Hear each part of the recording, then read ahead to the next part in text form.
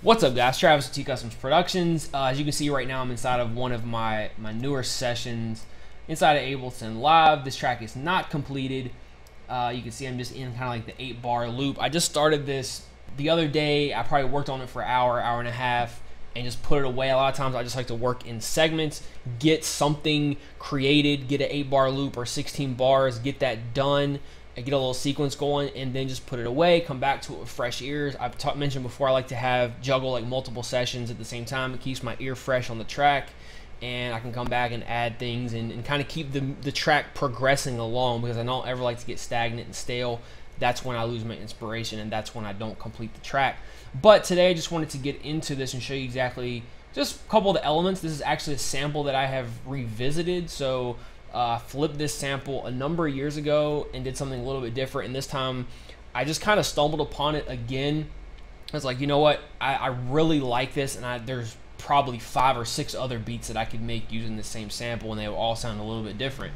So first, I'll just get right into the sample that I'm using. It's already pitched up 4/2 steps, as you can see right here, and I went ahead and removed my filter and delay that I add to essentially every one of my sample beats.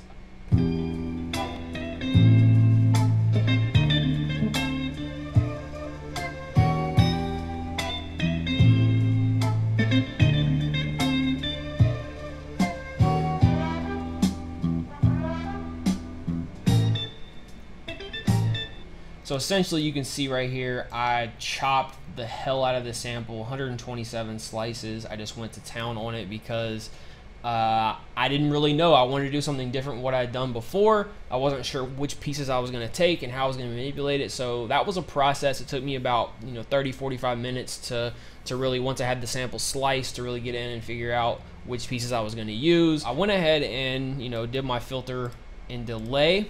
Started playing around with a lot of these sample chops. I'll preview for you.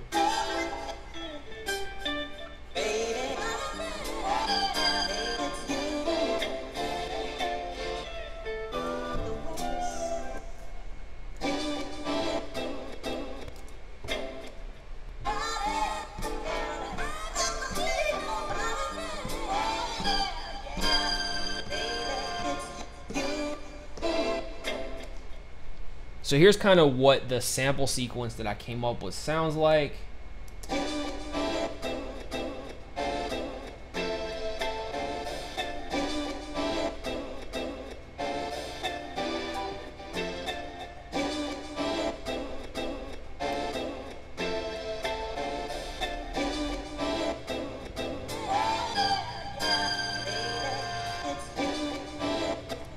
So that's the little 8-bar loop that I'm working with right now. I went ahead and just added a basic drum track.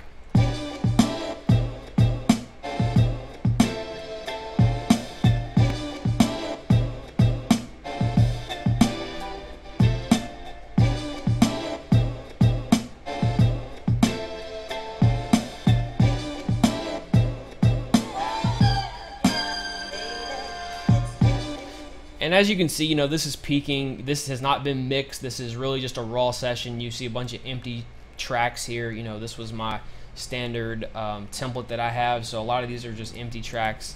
I just like to have all this ready. That way I can just get my ideas out quickly. Added a basic hi-hat pattern. Some shakers.